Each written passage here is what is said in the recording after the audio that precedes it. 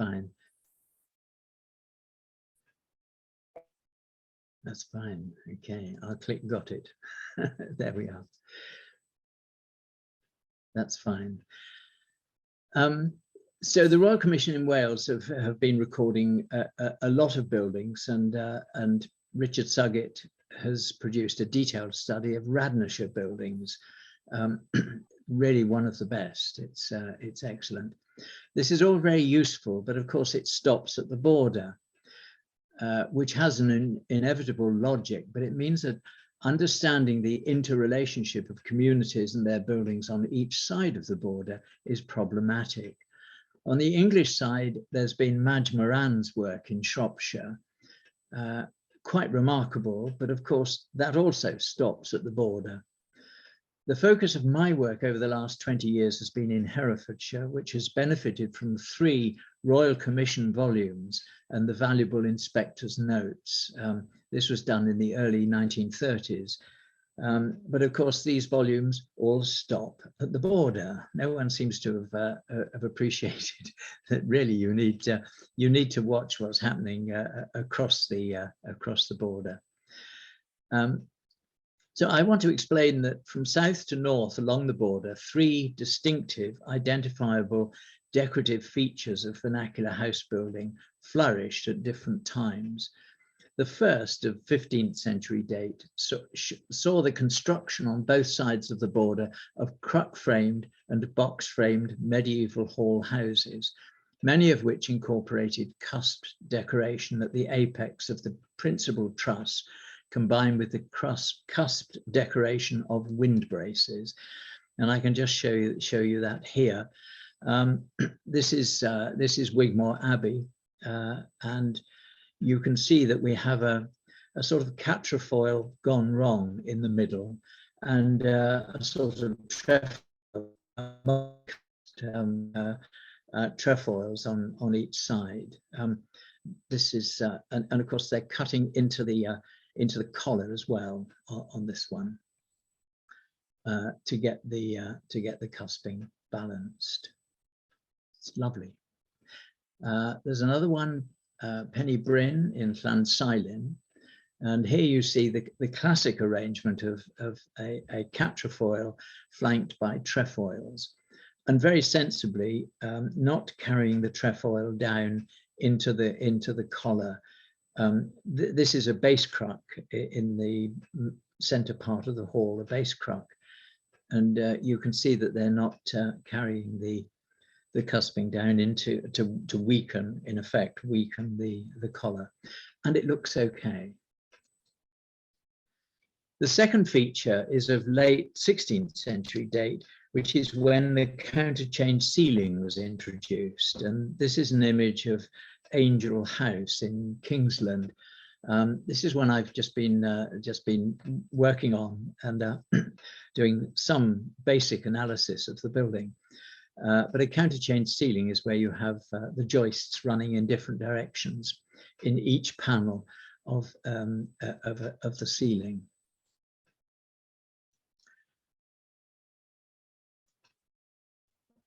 Now the third feature, 18th century into the early years of the 17th century. It's a period of transition from the hall house to the fully storied dwelling, when we see the introduction of a distinctive type of decorated house, typified by a flamboyant display of timber on the exterior. And Church's Mansion in Nantwich is a very nice example of flamboyant decoration, which must have involved a huge amount of work on the part of the carpenters. And here's another example, Penarth in Montgomery. I love sitting there, a significant part of the picture, but I love this house. I think it's very beautiful, and a real stunner, very beautiful indeed. So the later phase of the hall house, both in its cruck-framed form and as a box-frame structure, is typically of 15th century date, with an axial layout of the bays. There are surviving examples that predate 1400, but these are relatively rare. particularly in the border region, probably mainly because they simply don't survive. Some of them are later than 1500, but only by a decade or two, unless you look further northwest into Wales. And this is interesting. 1500 is the sort of cut-off point. A decade or so each side of 1500. This is the period when the open hall house is abandoned, and people start making a more modern house with a two-story house with chimney stacks and such like. With a few exceptions, the feature they have in common is the open hearth on the floor of the hall, and very few survive unmodified. And two examples will suffice. Here's Carter's Croft in Stapleton. This is just in Herefordshire. Yes, I think it is. Actually, it might just be in Wales. It's right on the border. And we can see how it's divided. There's a cross passage with a very wide doorway. And that's a feature of doorways in medieval hall houses. They are very wide. I think mainly because you want to move barrels through, you want to move the pigs through. You just want a real open access through the house into the land at the back. Here we have the central truss. It's a cruck frame, and there's the cruck over the middle of the building, an arch-braced collar truss, and really beautifully proportioned. A feature of Crucks in this area tends to be this wonderful elbow at the bottom, and a very satisfying proportion if the carpenters have got it right. We also see box-framed hall houses. This is not Cruck, and it divides up in that way into 3 bays. We have a small central bay, and then on the right-hand side we have the solar and the service end at the left end. And just in plan, here we have the 3 bays, service, hall, and solar, and a blocked doorway into the hall. It's intriguing that the doorway just here has been blocked, and this originally ran right through this tiny hall with a fireplace, later addition of a fireplace in backing into the service bay. Cross passage originally there. So I can turn over a page. In any consideration of buildings along the Welsh border, we must bear in mind that it was for many centuries an area that was seldom at peace. The proliferation of Iron Age hill forts is an indication of past tensions. Following the Norman conquest, the Welsh continued to be a problem to the English, and I'm pretty sure the English a problem to the Welsh. A large number of castle sites along the border were built by powerful lords to maintain control over their extensive holdings of land.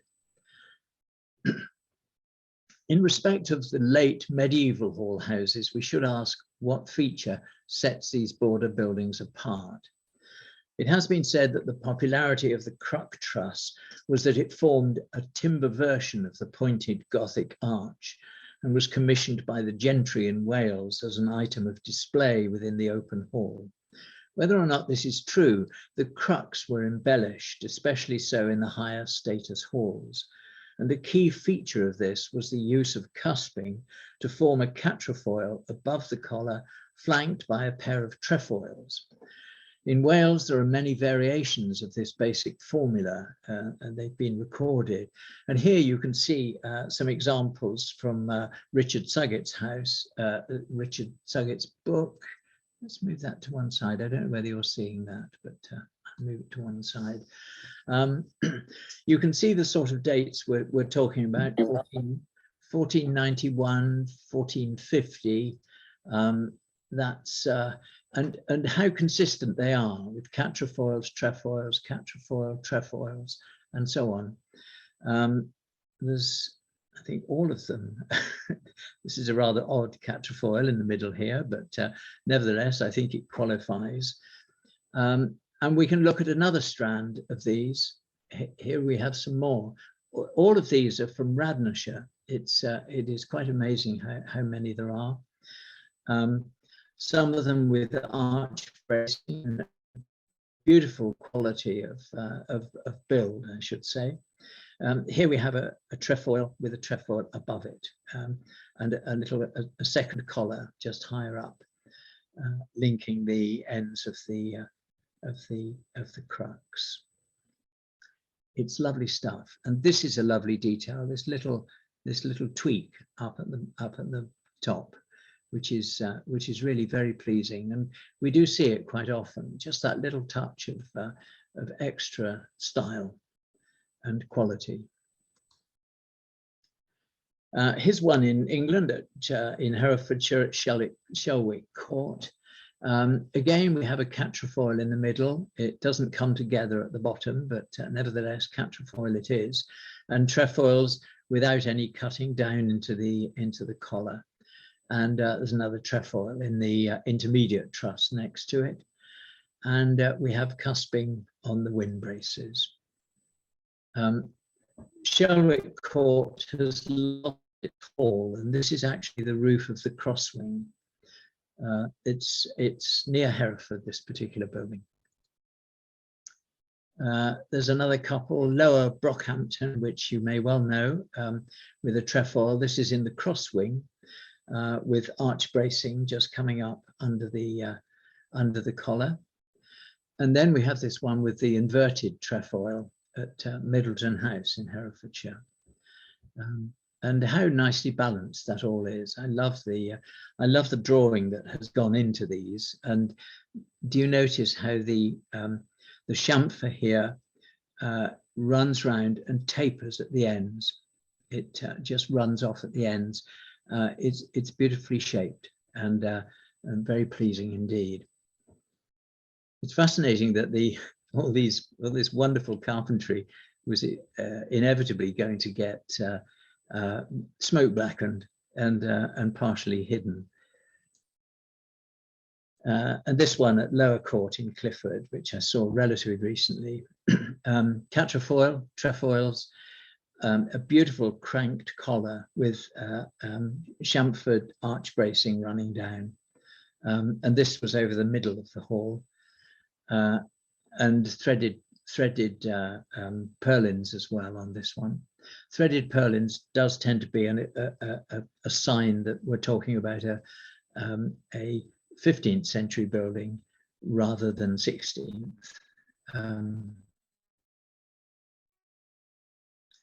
But if we look at Shropshire, we can see some trefoils and quatrefoils, but these are the only examples I could find of cusping to produce decoration in the apex of these trusses. And you can see it's a little bit uninspired. And we've only got one little quatrefoil here. And this is a sort of a rather odd arrangement, a bit of cusping for the sake of it, but some spectacular, look at this wonderful rows of decorative pegging on this truss. I've seen it before, decorative pegging, where you've just put far more pegs than you really need, but you do it because it's all part of the display. I wonder what a modern timber frame building with multiple pegging like that would how that would be regarded. I think it's a great idea, but it only works if you leave the pegs sticking out. You can't saw them off. It doesn't quite work. I've just put this example in of Tudor house in Steventon in Oxfordshire, which is one of the few examples of cusping I can find, which is away from the border. This is a cruck truss, a base cruck truss, nicely done with a little tweak at the bottom of the collar like this, and this is rather nicely done. but it's surprising how when you move away from the border, we see fewer of these spectacular examples of decoration. And of course, when you come onto the crown post roof, the whole equation changes, because with the crown post roof, I would suggest, limited on the decoration you can put into the building. And this is cusping at Lower Court Cliff. And the way this has been very carefully arranged, so we do have a semicircle running across here, and a quarter circle just here almost. But that semicircle is lovely, and very impressive carpentry work. I'm sure you'll agree. And then we have this Chapel Farm in Wigmore, a spectacular roof, 3 tiers of wind bracing. At the bottom, we have these very heavy wind braces with decoration at the tips of the cusping, and again a nice half round shape just here on the lower range, which are very sturdy, and maybe they were put in and made sturdy just to provide the real strength in the building. And then this more delicate arrangement on the second tier, and then some inverted cusped wind braces at the top. There's a lot of work in this, and especially choosing timbers that have a curve which is close to the sort of curve that you want. I should say this decoration, I think the decoration is all pegged into place. So otherwise it would be a seriously complex piece of work. Then we come to counterchain ceilings, and this is one in the Throne in Weobley. We have dated this. It's interesting actually to see these particular ceilings. The concept of the Great Rebuilding, and I'm sure you know about the Great Rebuilding, which was put forward, an idea that was put forward about 70 years ago by Hoskins, and it's been the subject of considerable debate. He put forward that the years 1570 to 1640 was a period of rebuilding. And in the Welsh Border area, there is abundant surviving evidence to confirm that the late 16th and early 17th centuries saw a lot of new building. But what seems to be dominating the many discussions of Hoskins' premise is one of numbers.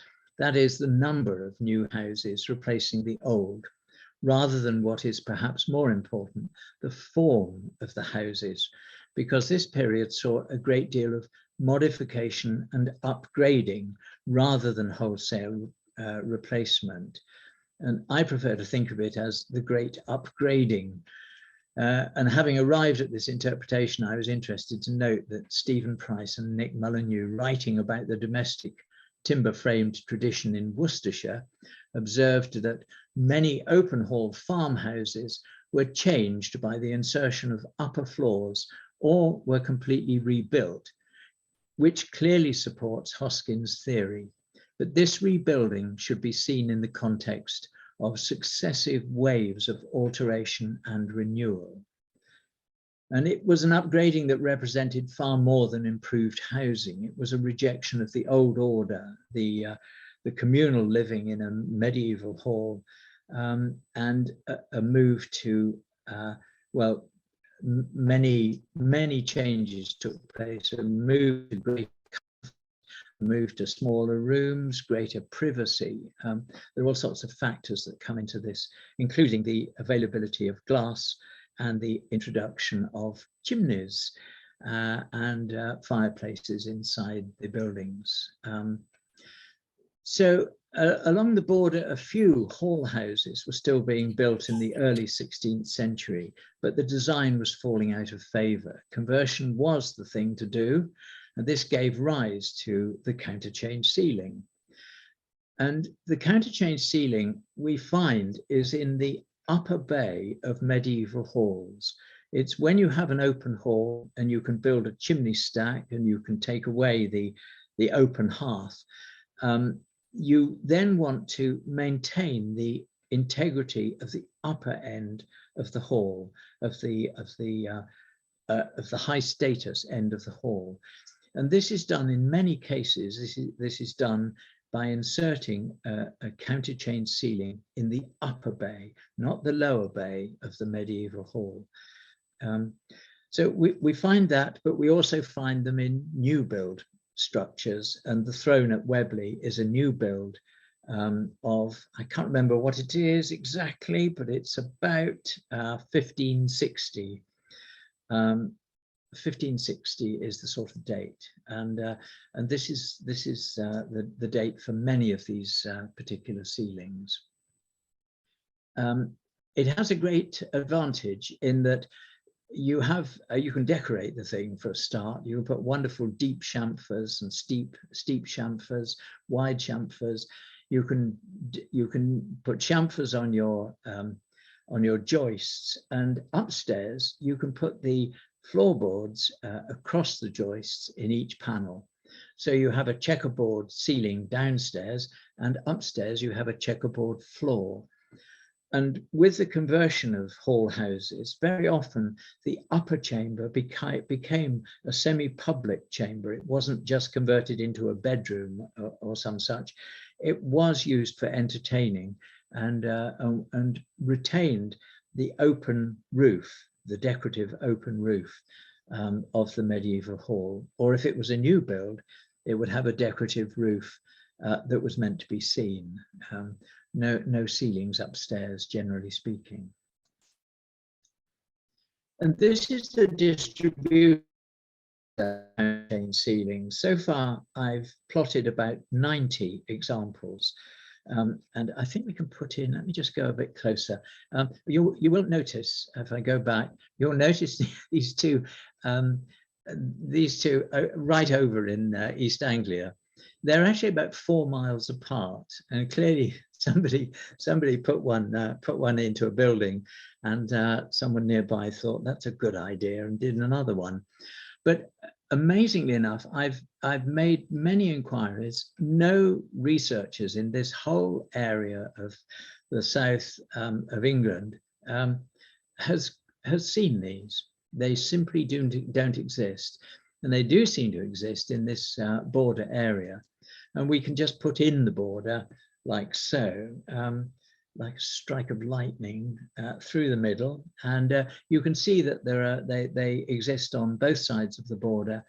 I was slightly troubled by the fact that I live about here, right in the middle of that cluster, and I did wonder whether it was simply because I lived in the middle that I was finding them and nobody else was looking or knowing what to look for. But I don't think that's the case. And as I've said, in Shropshire, Madge Moran has found none in the north of Shropshire, but has found a whole bunch of them in the south. And she lived in Shrewsbury, right up here in the middle, so there was no excuse. So I think, well, we shall see. You may have noticed, of course, that there's a group. We'll just go back. I'm sorry, I'm just going a bit too far. You'll have noticed this group down here in Devon and Cornwall. Quite extraordinary. This Devon group is quite tight. They appear to be earlier than the group that we're finding on the Welsh border, but I've yet to establish that really is the case. The problem with counterchange ceilings is they are very beautiful, and to tree ring data counterchange ceiling, you've got to drill holes in it, and you also need a good helping of sapwood, and the carpenters, of course, were very keen on removing the sapwood. So we can just see a few more of these and just go past this. Right. There's another one in Amley Manor in Herefordshire. Heavily moulded beams, chamfered joists with interestingly enough, diagonally cut stops. Really very nice indeed. We see quite a few of those in Herefordshire. And a splendid ceiling, very heavy timbers. In fact, I almost think I think it's probably sagging because the timbers are so heavy rather than anyone putting a great weight upstairs. This is in a cross wing and it's a new build. And we have this one in Llandwy in Radnorshire, which is really unusual. It's got triangular joists. And you can see that I had thought that these are squares set on the diagonal, but actually they are triangular. You can just see the lines of the boards as they run across. So the boards are sitting on the flat of the triangle, and the same over here. So maybe it's just a way of saving money. I don't know, but it does give a really nice design. And here we have a wonderful boss which kind of wraps around the corners and hides the joint. What a beautiful idea, really spectacular. So I'd like to see more of that. Very good. And this is a spectacular example in Ludlow with diagonally set but counterchange nevertheless, diagonally set joisting, heavily moulded and heavily moulded beams as well. A real cracker that. We're not sure that it's in its original building. It's very possible that it's come from somewhere else. I hesitate to suggest it might have come from the castle in Ludlow, but it is always a possibility.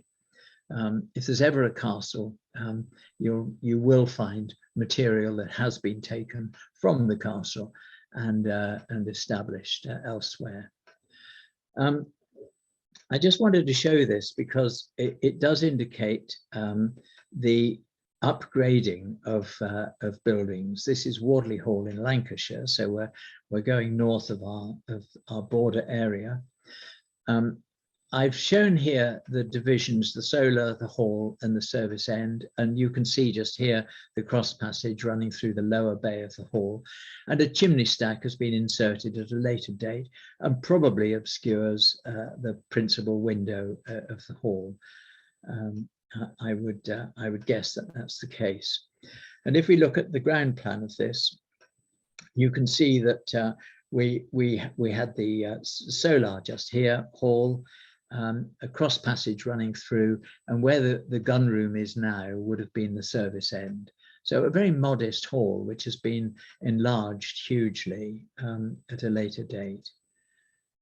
And you can see the rest of the building, which has been extended. You can see the dining room has been planted on the end, on the solar. And then they felt the need for a kitchen to keep food coming to the dining room. So they've abandoned the using the service end and developing the service end just here. And this has become drawing room, study, and so on. And the servants are all at this side of the building. And if we just look at this range running along here, there it is today. A rather glum looking arrangement, but you can see we have some timber popping up here. This has been refronted in brick, and until it was refronted, it looked like this, which is just amazing. It's an astonishing piece of timber framing, highly decorative, and really is intended to impress anybody approaching it. And it's I can understand people refacing this in brick. I imagine the maintenance problems would have been very considerable. So perhaps we can't blame them too much. And here's an example of a little building that has been converted. You can see this is the original eaves level of the building. I think I no, I was going to draw a line along there. But this was a cruck building probably, and the crucks have been reused in the building, inside the building. And you can see this cruck with a lap joint here, a lap joint just there, and so on. And the roof structure is also built of crucks, reused crucks. And then we have Bramhall, Cheshire, a really spectacular building. I'm amazed at these the high quality of these builds. It really is astonishing. And we have Pitchford Hall, of course, which is intriguing. Again, highly decorative. We can trace this on each side of the border, from Herefordshire in the south through Shropshire to Cheshire and Lancashire in the north.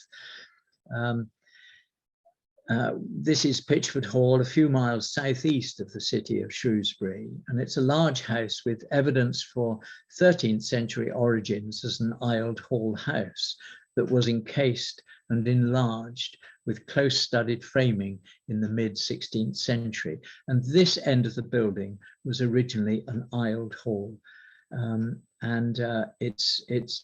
It's got replacement walls because there would have been very little in the way of walling, simply because it was aisled and spread out sideways on both sides.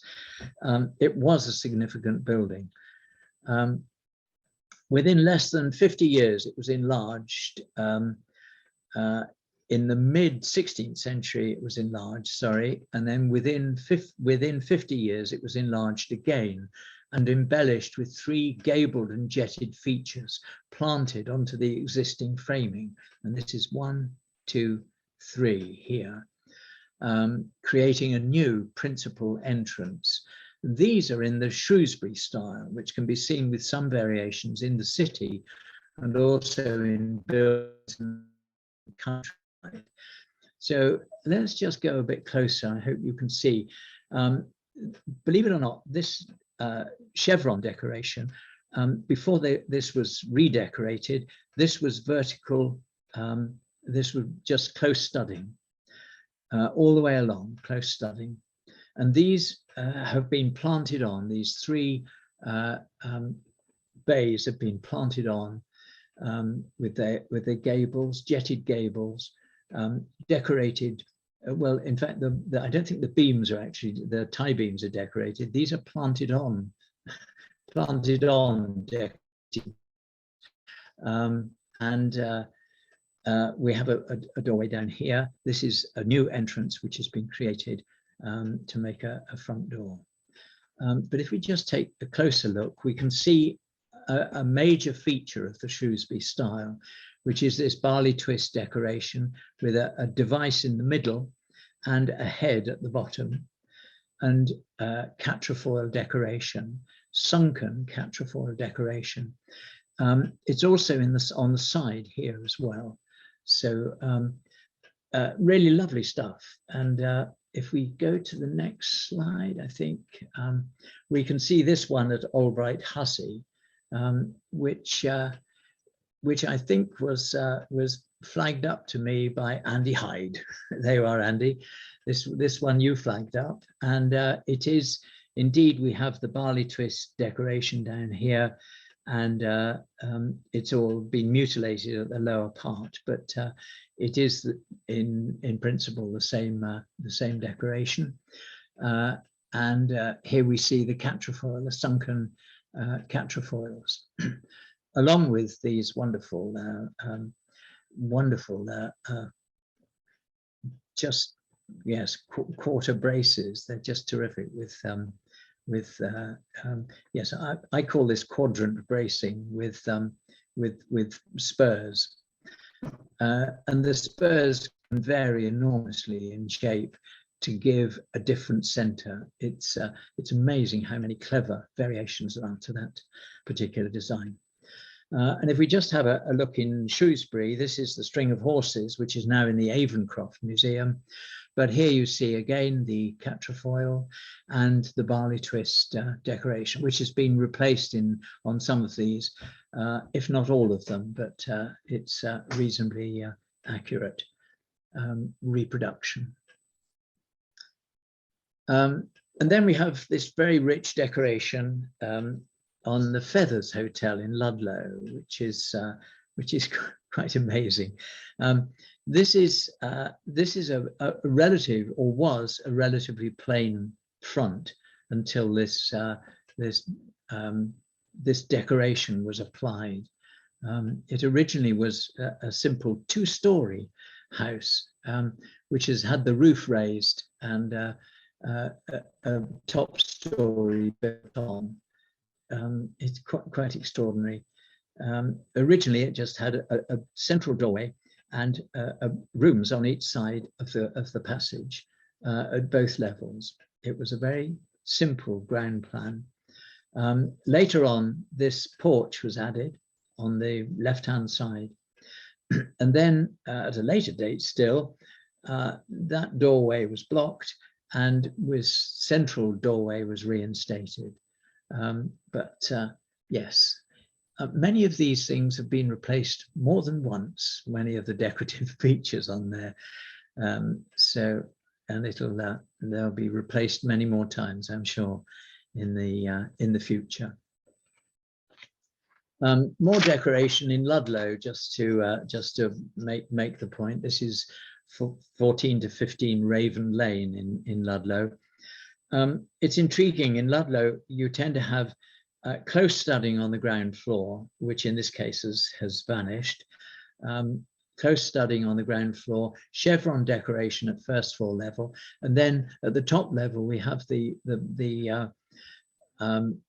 maximum amount of decoration with quadrant bracing, with spurs, and I always think of this as quadrant bracing with barbed wire.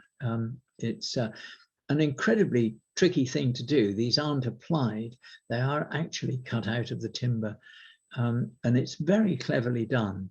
I wish I had a diagram to show you. It's a very ingenious way of doing it to make sure that those are well supported from behind. It's clever stuff. So that's Raven Lane. There we are, and we have a nice little bracket just here. Brackets on each end, which are very nicely carved, very full of their proper volume to them. And we have a modern one up here, which is referred to as Busty Brenda, as I understand by the locals. Thonglands in Shropshire. Again, we have a rising quality of decoration, close studding on the ground floor, chevron bracing, and then quadrant bracing in the gable, and some decoration, a decorated beam, bressumer there, and a really very smart arrangement, with probably an earlier hall, which is now gone, with a cross passage somewhere here, and then a later addition on the service end just here. This site also had a chapel, interestingly enough. So, and we have another one in Ludlow. Again, this is very much a Ludlow style with two chevron, a double chevron bracing, rather than a triple one, which you find in Shrewsbury. So it kind of develops as you go further north. And some interesting quadrant bracing here, again giving a different motif in the middle. Again, I love the variations that are achieved with all that. And the old vicarage in Radnorshire, relatively plain, but pretty close studding. Close studding is the official description of close studding is where the timber and the space are the same width, and they're not quite here, although they may be, because maybe the plaster runs slightly over the edge of the timber. But they've made a nice, very nice stab at it, and you can see the date on here, 1616, with very good decoration. in the end here.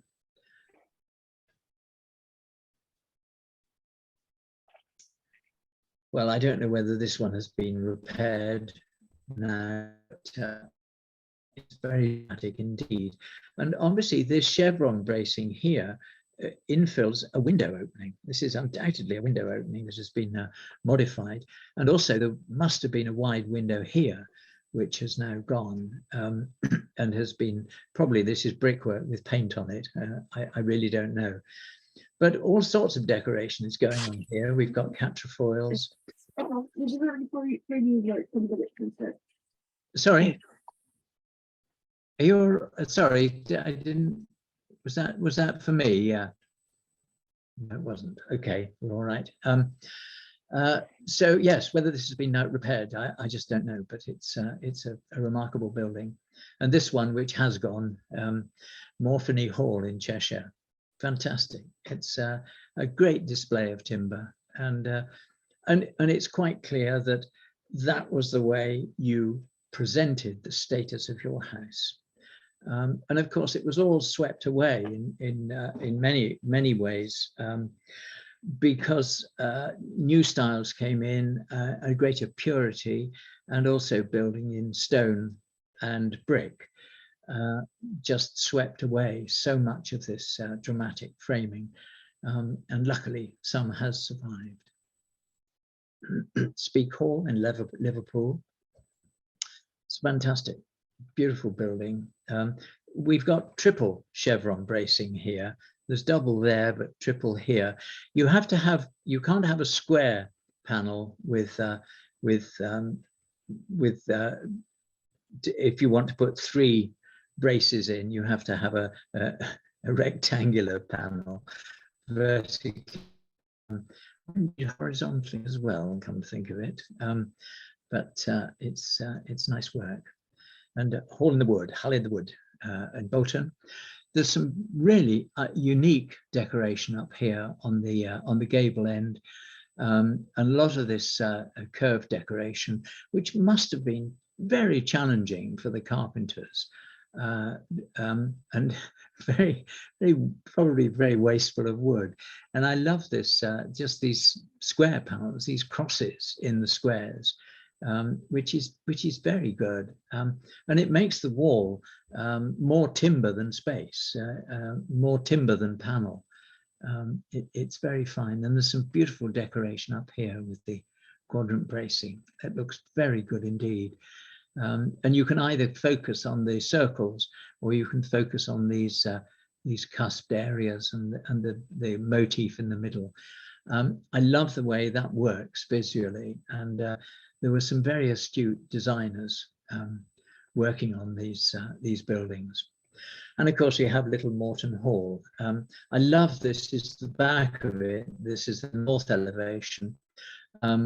This is the early hall, and this is later work, and this is later work, embellishment and enlargement of earlier framing.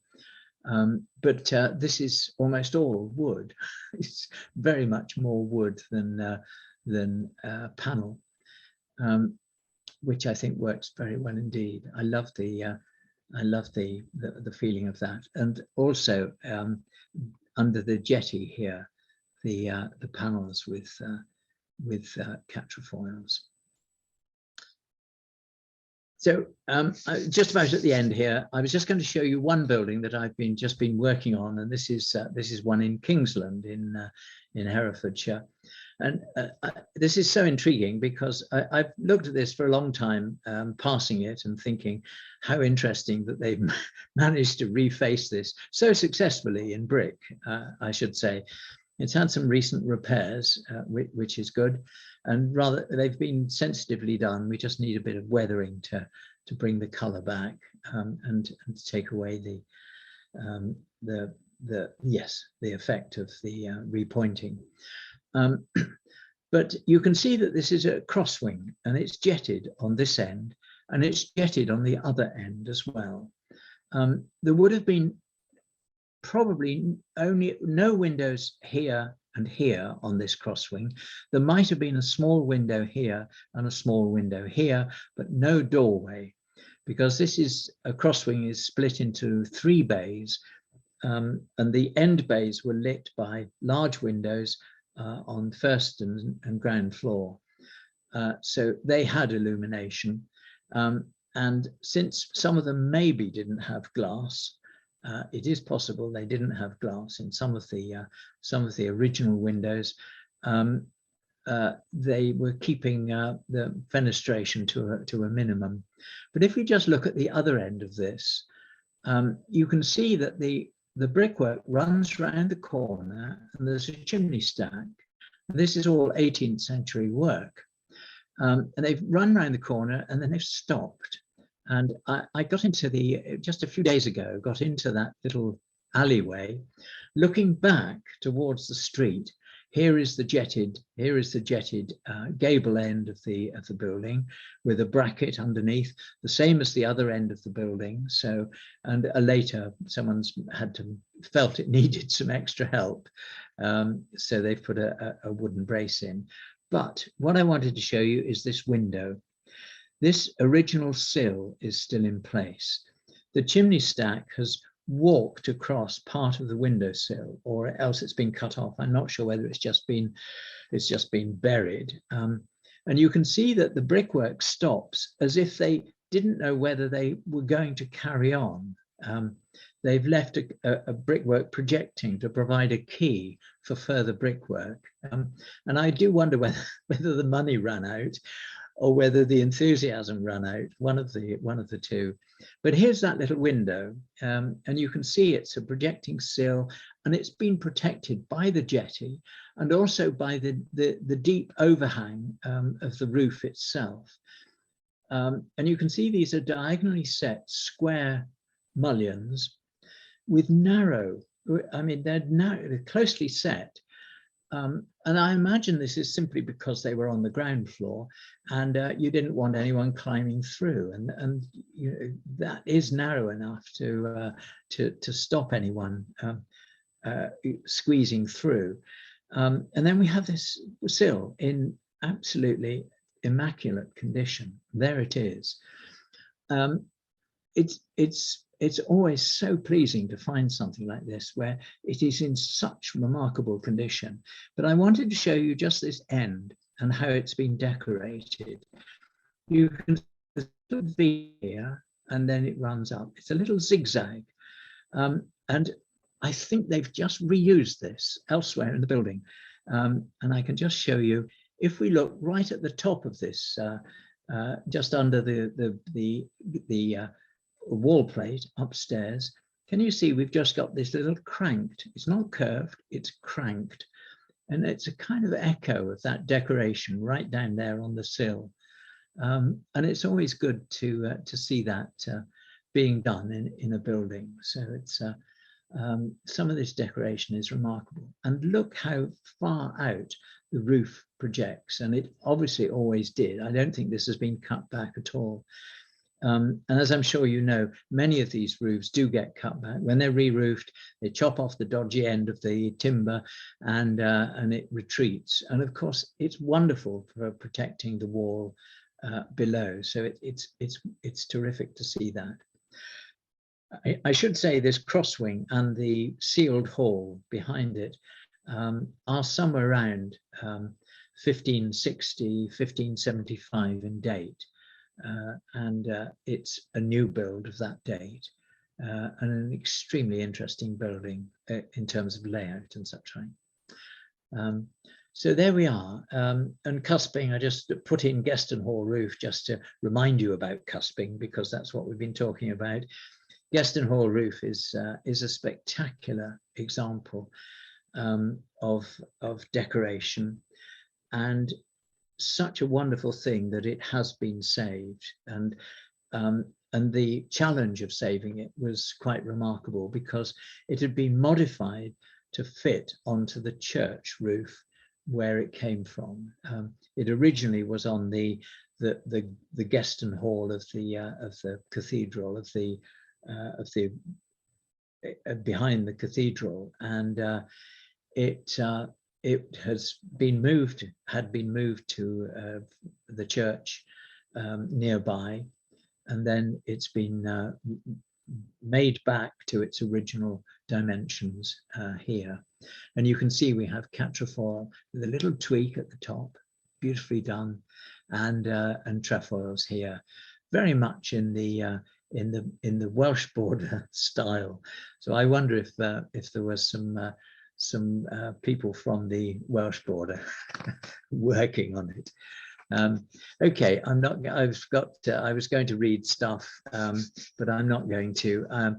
I think that the paper that I've just worked through, it asks more questions than it answers, but I hope it illustrates that along the border, exceptional buildings in terms of design and structure were being erected. And these mark out this cross-border region as one of special interest, vernacular buildings. And here you see at Little Morton Hall a counterchange ceiling, hooray, and a beauty as well. And they don't flag it up at Little Morton Hall, and I think they should, because it's a really spectacular example. And what's interesting is that it's the ceiling. This ceiling has been made by the same man who made the wonderful windows in the courtyard of Little Morton Hall. And he also made a counterchange ceiling, which was inserted in the main hall and has since been removed. It was removed back in the, I think even in the 18th century, but it was a long time ago that it was removed. But it originally had a counterchange ceiling as well. And there's evidence in the frame for that. So a spectacular job. So the end and the end of the end. So there we are. That's I hope that's been of some interest anyway.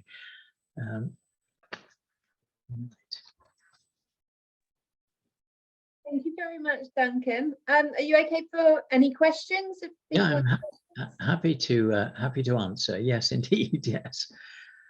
Fire away if anybody's got anything. I see Nick Joyce has joined us. Hello, Nick. Yeah. Hello. That's grand. Yeah, a bit late, I'm afraid, but that's all right. I won't I won't remember it. Can I stop? Oh, I can stop sharing, can't I? Yes, there we are. Okay.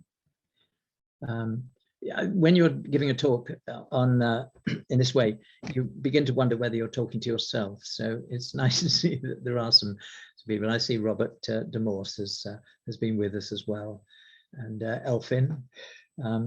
So that's grand.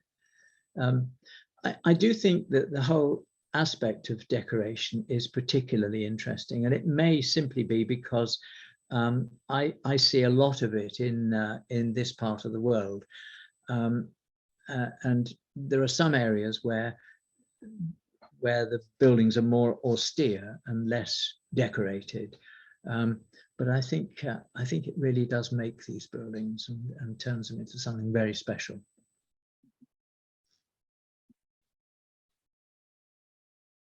Does anybody have any questions? Can I throw one in as get things going, perhaps? Please do, yes. Fabulously interesting. I never quite figured what a counterchange ceiling was before, so I'm really pleased to have seen those examples and how amazing the variety in the work is. You mentioned at one time fairly early on about the business of Crucks and there being some kind of imitation of Gothic arching. The arguments have been fairly fierce about what the origins of Crucks are and whether between the sort of evolutionists, the diffusionists, and the innovationists, or whatever you might call them. I wondered if you had any view as to. I mean, for the other side of the question is that because of Glyndŵr, nothing survives from pre-1400 in Wales. I wonder how far that line of destruction extends into Hereford and South Shropshire and the likes, because I think the wars certainly wasn't confined to the modern day border. Yeah, it certainly the Glyndŵr effect, and there is some argument about how much damage was done by Glyndŵr, but it does seem to extend into England up to the walls of Shrewsbury. It does come right up to Shrewsbury, but not past it. It comes up to Hereford itself, but not past it. And Ludlow is intriguing. Ludlow seems to be quite well protected, I think.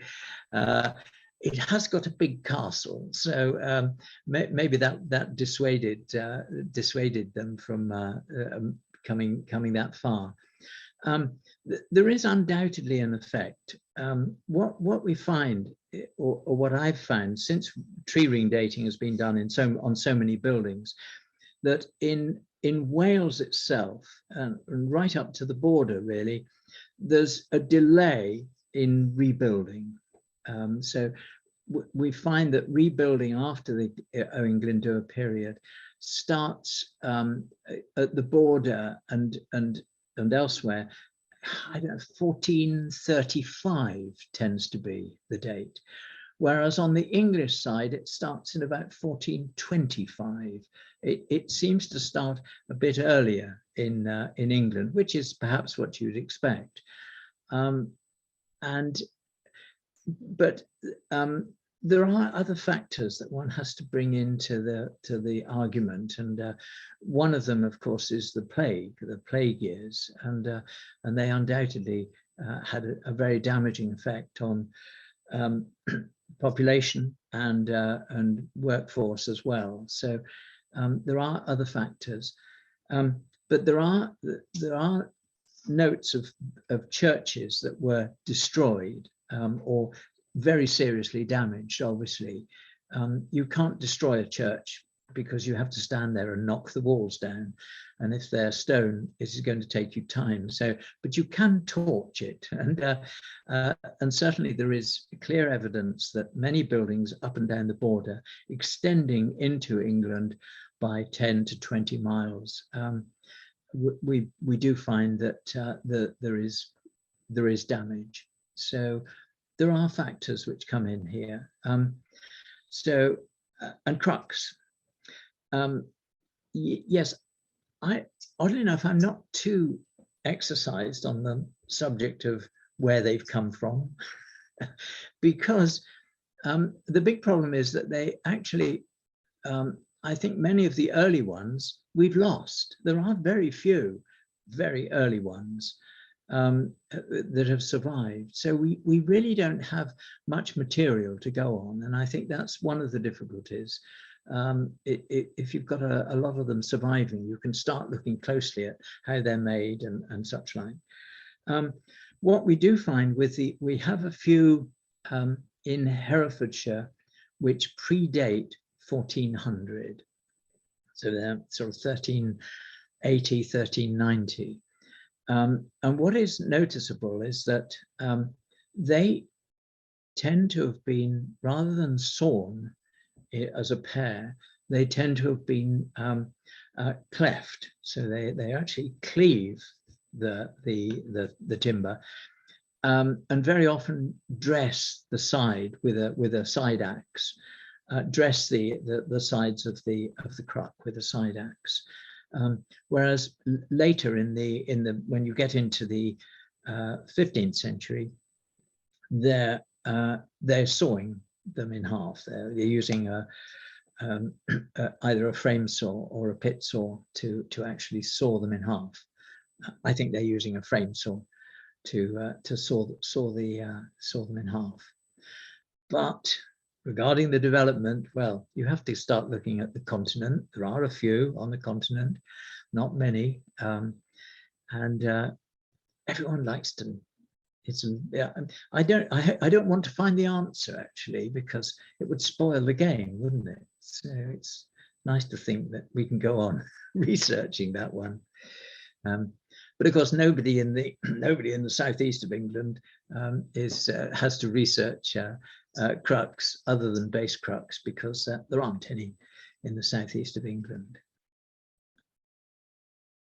I don't know whether that answers your question, but it discusses around the subject.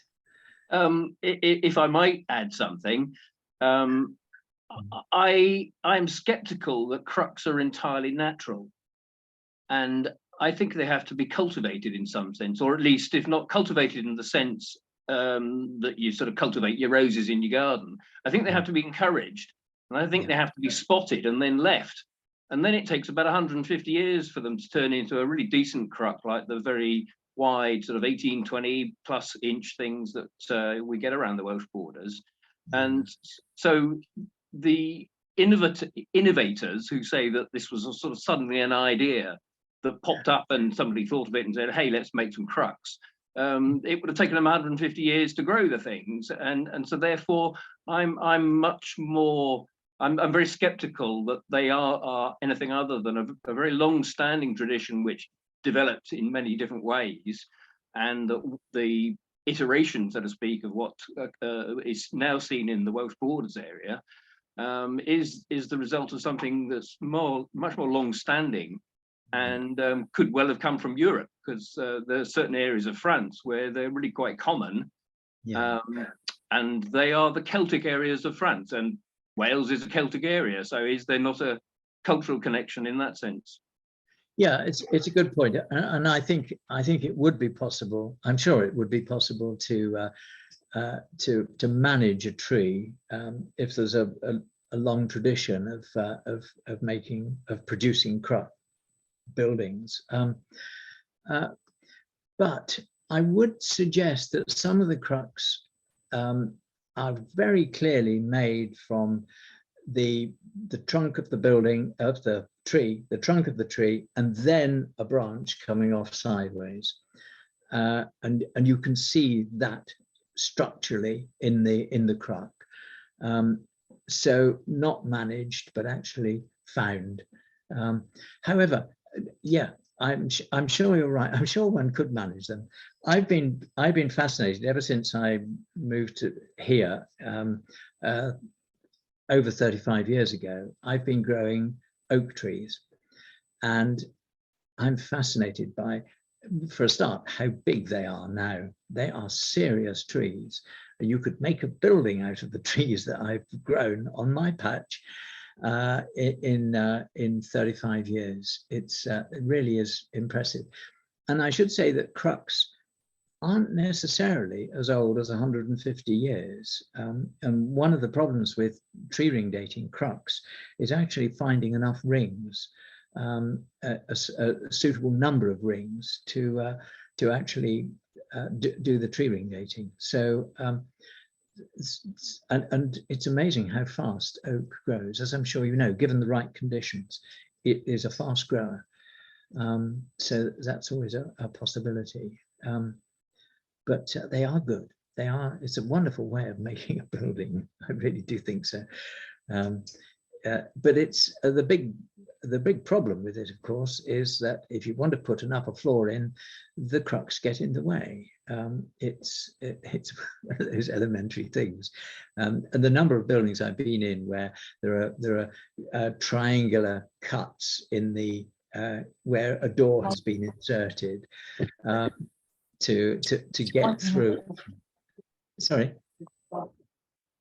Oh, things are happening. You can if you want to get by anything else. Let's squat on the cooker. Right. Yes, Crucks, wonderful things. But Robert is here, Robert de Morse, and Robert looks at Cruck frames through the plaster, don't you, Robert? So that's one great advantage. I always think that's a terrific technique. Hello. One thing I'm interested in particularly is the number of black poplar Cruck blades, and we've got them here at Stagbatch, and I think Cholstry Barn, which has gone to Avencroft, is also black poplar, and I have found quite a few others. Have you found many that are black poplar, and does this influence the selection of crux, because poplars have a good shape to make crux out of? Yes, I've never quite known whether black poplars are, or how ideal they are for making a cruck. We do have, there is one in Pembridge. There's one building in Pembridge with two buildings, correct myself there.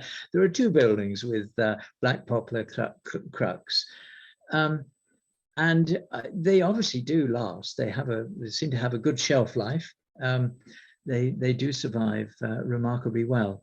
I think the tendency was to use whatever was around, and the work I've done on the north edge of Gloucestershire, I've been amazed at the number of buildings built using elm, which is, as you know, the grain does very interesting things. But I've looked at a building where all the common rafters in the roof were made of elm, and it was straight grained, absolutely astonishing, and also intact, I should say. And there's one cruck frame building that I looked at where the entire building was made of elm, and it was still there. So, but this was an area where there were a lot of elms growing. It was along the border of along the edge of the River Severn. And I think if you've got the trees there and they're abundant, you will use them. And quite right too, I think, yes. The people who didn't use them were the anything ecclesiastical. I don't think we've ever found black poplar or elm in ecclesiastical buildings. They're always top quality. There's no doubt at all about that.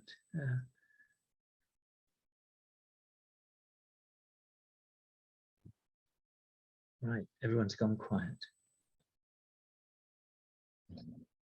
Duncan, sorry, it's not helping. You've got Brenda at the moment.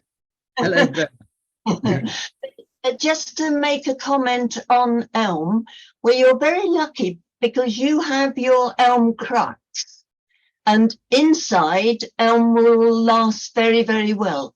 You try doing elm framing, all visible, where it's on the outside, and that's where we get the problems. Yes, yes. It doesn't weather well outside.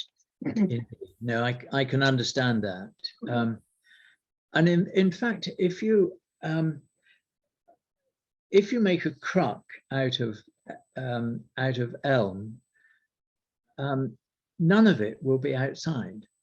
No, it's completely inside. Yeah, completely inside. There's the behind the cruck, there will be a post, and it will be entirely internal. And sometimes the lower part might be external, but yes. But I've seen a lot of examples where there is simply a post face pegged into the outer edge of the cruck, with some 1.5 inch diameter pegs, proper pegs, a couple of them to hold the post, and that seems to work. So maybe that's the secret. If you ever make it. If you're working in elm, just keep it inside and in the dry. And in the same way as more or less we tend to odd places get arcade posts which are ash. Yeah. And again, they're completely inside and they wear.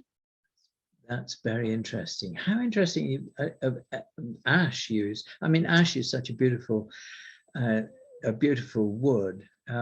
I'm mourning the ash trees that I planted.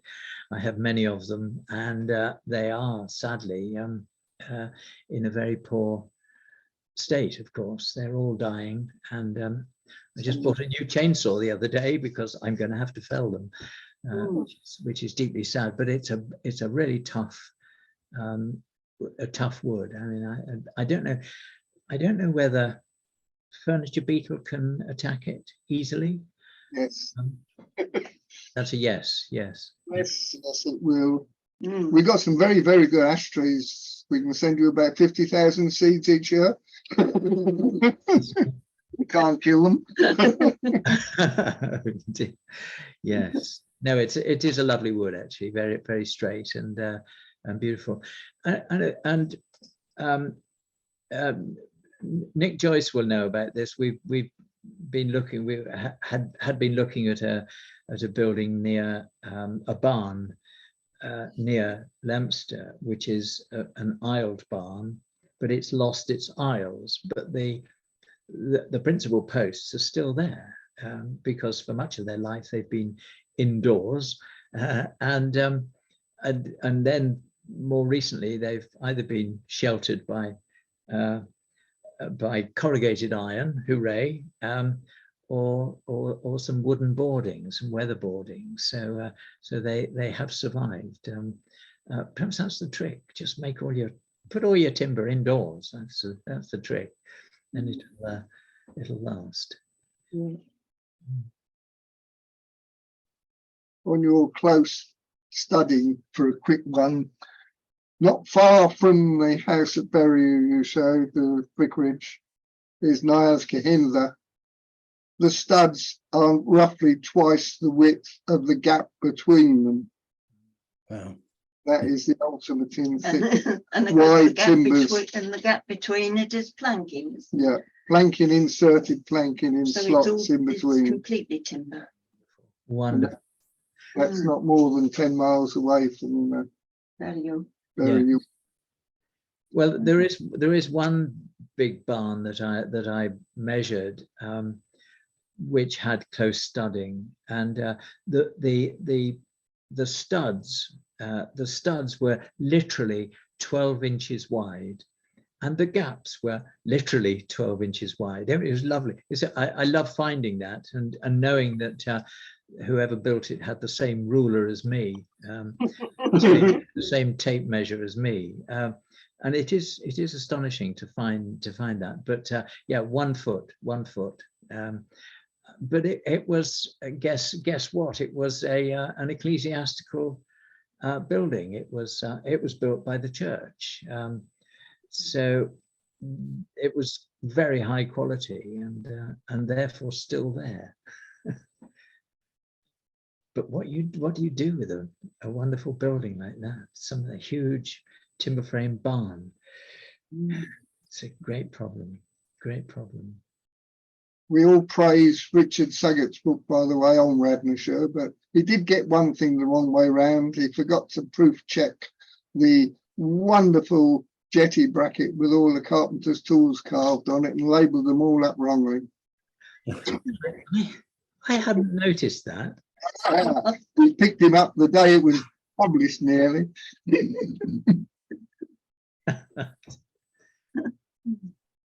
It gives you a feeling of superiority, doesn't it, when you can find some errors, but they shouldn't be there. They shouldn't be there. You can't find a book that's perfect. You're absolutely right. Yes. Well, oh, I can't know. You're muted. You're muted. I was just asking if anybody else had any questions at all. I'd quite like to see some of the construction details for the bracing. Oh, right. Yeah. Yes. For another day, maybe. Well, I do think I'd love to do a talk on construction details of some of these buildings, because when you get up close, I mean, it is really engaging. There's some fascinating structures. So yeah, well, hopefully there's always a future. Sounds good. Well, if that's everyone, then and no more questions, I think that's just down to me to say thank you ever so much, Duncan. It's been lovely having you, and yes, I can see Rick Lewis applauding there. I'm sure everyone is of the same opinion. So lovely, thank you ever so much. Very kind. I've enjoyed it very much, and haven't had to go out in the snow, so that's great. best wishes to everyone. That's Yeah, thanks, Duncan. Very good. Yeah. Brilliant. Yeah, thanks, Duncan. Well done. very nice. Thanks. See you again soon. Bye. Bye. Yeah.